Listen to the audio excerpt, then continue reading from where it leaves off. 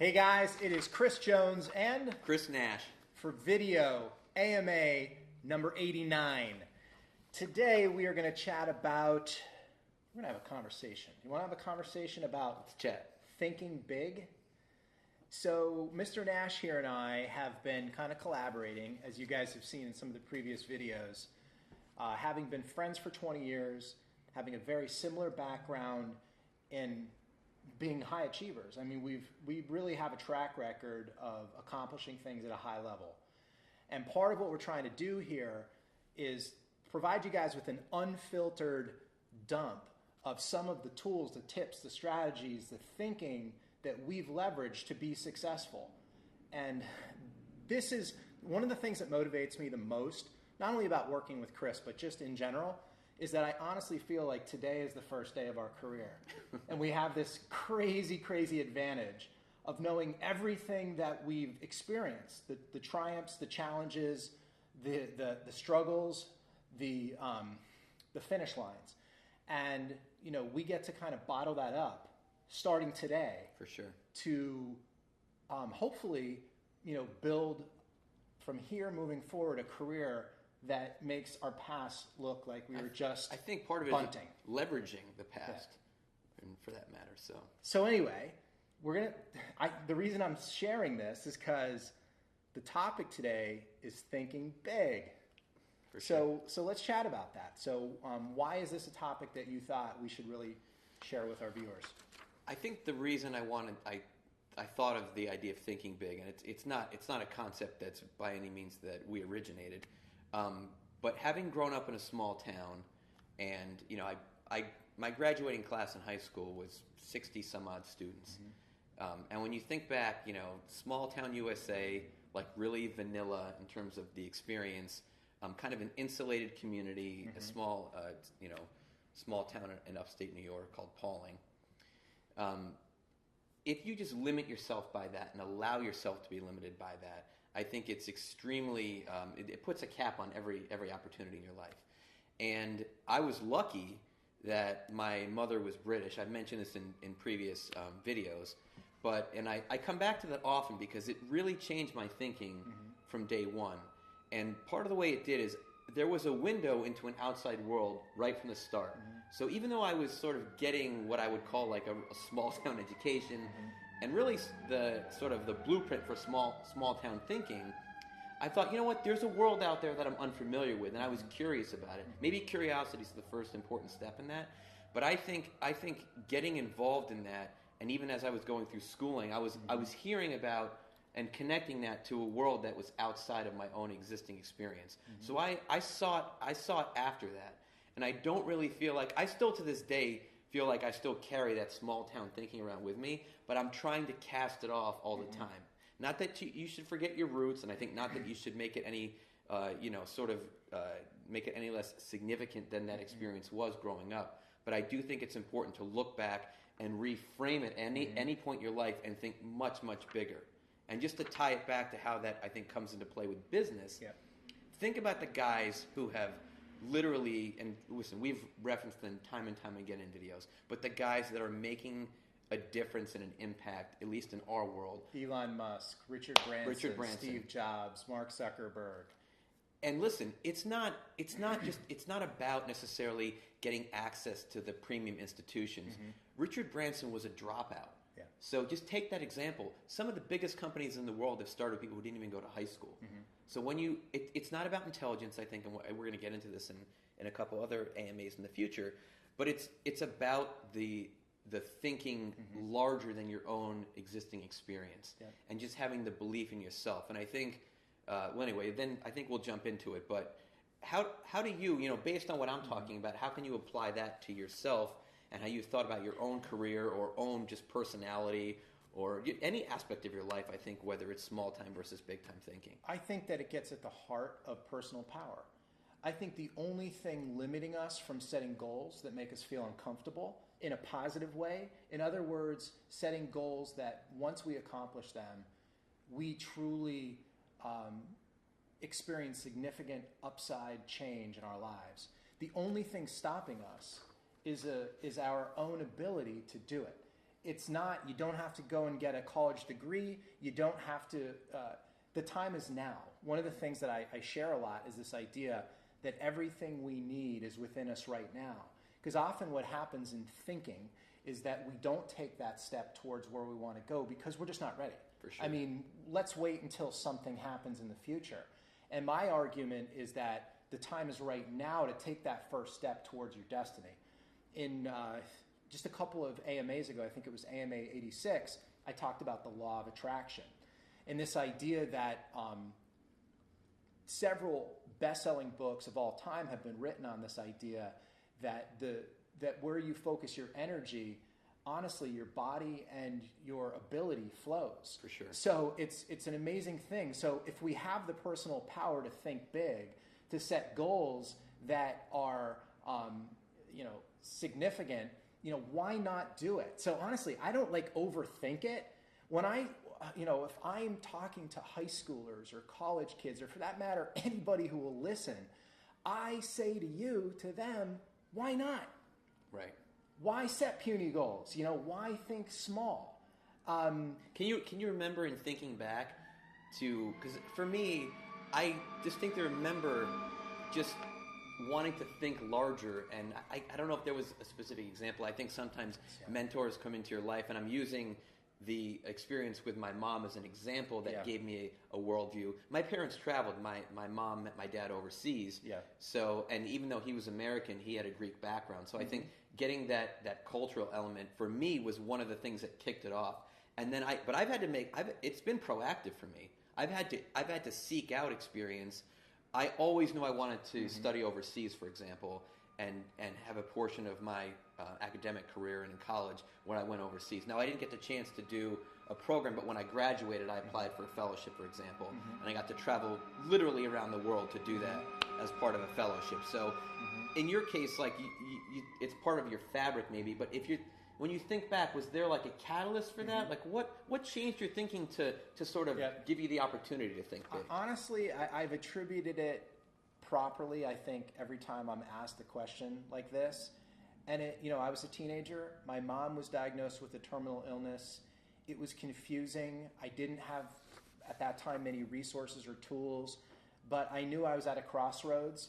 And for me, I was introduced to Tony Robbins and his personal power tapes. And I listened to them. At a young age, I was 15 years old, you know? And as I was listening, I thought to myself, in a weird way, I started to compare myself to other people who've succeeded and thought to myself, they're not that much different than me. And I wasn't placing limitations on myself. I grew up, in a relatively poor family, left-hand side of a double block. It's just that I felt that I had the power to either focus on the reasons why I couldn't think big, couldn't set, goals that were going to be inspiring, or do that. And I just felt like it was a personal decision. And with every ounce of my being, I have never second-guessed that. To this day, the reason why we're doing this AMA series, the reason why Chris Jones does what he does is because of the fundamental belief that thinking big is a choice, man. Right. And I've been thinking like that since a teenager. And honestly, my story, if people say, hey, what do you do? Or, who are you? Dude, it's changed so many times because I've never stopped. I've never stopped thinking big. What's interesting, and again, we've been referencing it a lot because it's part of what we're studying right now, but in the Chet Holmes Ultimate Sales Machine book, he talks about hiring superstars, and he talks about the idea that when you go out there and look for them, obviously you want to challenge people in a way that they come back aggressively, so they believe in themselves above all. But one of the things he talks about is when a lot of kids grow up, when they have really supportive families that tell them they can do anything in this world, those kids often go out there and change the world. But part of the interesting component to that is the idea that it's actually environmental on some level. You can change the thinking, and you can actually sort of condition yourself to become a big thinker. So it's within you to do it. Absolutely. It just requires the confidence to believe you have it. And by the way, one of the reasons I wanted to bring this up is because I'm guilty of not thinking big enough. I don't pretend that I'm, changing things on a global scale right now. I think we all have the capacity to do so. But while we're talking about this, it's a reminder even to ourselves to think bigger than we are right now. And one just quick other thing I'll say about it is I think the attitude is more important than even your intellect or your intelligence or wisdom when it comes to this. It's the attitude that needs to come first. You can fill in the blanks later. Yeah. You can go get the knowledge. You can learn how to do it. Go read a book on the topic. Whatever it is that you want to figure out, it's out there for the taking. But you have to start with the attitude. So I think that's what we're talking about. Yeah. No, I couldn't agree more. And I mean, this whole series has seemed like a bunch of absolutes. Hey, just think big. Hey, set your goals that are specific and then have a time. Guys, you know what equals happiness? Progress. Progress equals happiness. In nothing that I have tried to share with you guys have I been the true definition of perfection. By no stretch. I am as much a student as anybody that's watching this right now. The difference is that I've been training a little bit longer. And so, keep that in mind. I think that, honestly, having a good attitude, I think one of the things that's guided me really well is just having a positive attitude and having a belief that, no matter what happens, I used to say this to myself in law school, I will overcome, I will persevere. I will overcome, I will persevere. And so almost like prepared for if shit goes wrong, having the right attitude to get me through it. Right. That's a choice. It is a choice. That is a choice. Thinking big or thinking small is a choice. And now here's the brilliant thing. One of the things I've been saying to you a lot, because we're doing a lot of staff development at LSEO, is that I don't want to set life up to be a pass-fail. That's bullshit. Too often, almost everything we do in life, a meeting, is it going to be successful or is it going to be a failure? Everything we do is set up for pass-fail. Don't allow that. Don't be that person. With this whole video series, what I'm hoping is that you will take something, apply it in your life, and make some progress. Become better. Don't hold yourself to such an unrealistic perfection standard that you never take the first step, that you basically intimidate yourself out of it. So for me, thinking big, one of the quotes that I say in my head all the time is that the funny thing about those who only accept the best is that they very often get it. It's one of my favorites, yeah. Yeah, there's this really sort of like magical, mysterious, cosmic, sort of karmatic thing going on in this world that, when we set high standards, when we decide that we're going to be big thinkers, not small thinkers, it doesn't happen in an instant. Like if you're struggling right now, if people are suffering, if they're depressed, it's most likely, we're not talking cause and effect here, but most likely because of what you're focused on. If you could start to change your focus, last time I checked, there are 24 hours in a day. You're probably up for about 17 hours of those, 16 to 17 hours. If you could just spend 4 hours of your day, maybe an hour in the morning and an hour at night and something in between, focused on positivity, focused on thinking big, you will find, because trust me, there's enough reinforcement there for you to want to spend more hours doing it. You will find yourself making progress and being happier than ever. Let's get, because, we only have so much time for these videos. We don't want to lose our audience. I want to make one quick comment on that, though, because I think that there's a lot of people who will tell you, like, you have to make your goals realistic. So this is going to sound like pie in the sky on some level. But I think the idea is you challenge your thinking, you set these lofty goals, but don't forget to take practical steps. And the process is iterative. Yeah. And so the idea is not, you have this giant, long-term dream out there that you're never going to achieve, potentially. But the idea is to break it down into chunks. And so the first thing you do is take one step in that direction. Learn something about this idea that you want to get involved in the future. Go out there and just start educating yourself in some way. For me, it maybe in business it was about starting to mow lawns, which I think we'll talk about in the next video. But it's just that idea that you're going to take one little step in that direction, and then watch that step open up doors, and then you take the next step. Yeah. And listen, sometimes the goal changes, but the idea is to not limit it up front, so you have this like really short-term ceiling. Because once you hit that, you don't want to feel lost. You want to. For me, it's always about being hungry for what comes next. Absolutely. And I've connected learning to that and obviously reading books is a huge part of that. You read one book, sometimes there's so many things to think of next, but I think you have to channel that into some practical step. As it's the interesting thing about these AMAs is that when I'm doing them myself, it's kind of me and the camera and either Emily or Sam or Gerard or whoever's doing the filming, and they don't talk to me because they're filming. This is different because I'm thinking on the fly here as you go. But let's just put it this way. I think it's true that just about anything in life, everything in life is about 85% attitude and 50% everything else.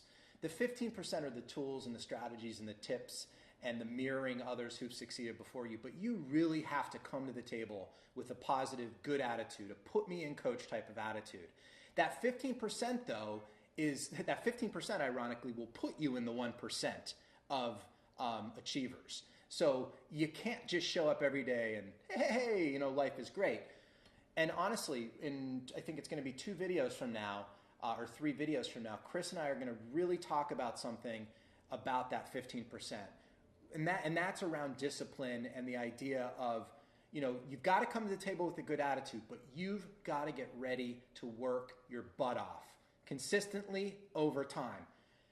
A lot of people go to the gym. And we're approaching January, so all of these New Year's resolutions, and you go to the gym because it makes you feel good, because you get to check the box of now I exercise, right? You get to the gym and you start sweating, and you go, as soon as you start sweating, whew, that was a good workout. And I've said this in previous AMAs, but where the muscles really build. And where endurance really happens, it's after that, and that's the 15%. Right. So thinking big is a huge part of it, and I really think it goes into the attitude side of the bucket. Thinking big also prepares you guys for those tough days. It really destroys fear. It helps you get through the limiting disempowering beliefs that sometimes it's that little devil on our shoulder. You flick that devil right off your shoulder when you come to the table with absolute confidence and certainty and thinking big. I think that, I think you hit the nail on the head as it relates to fear. If you hear it all the time that you should attack your fears.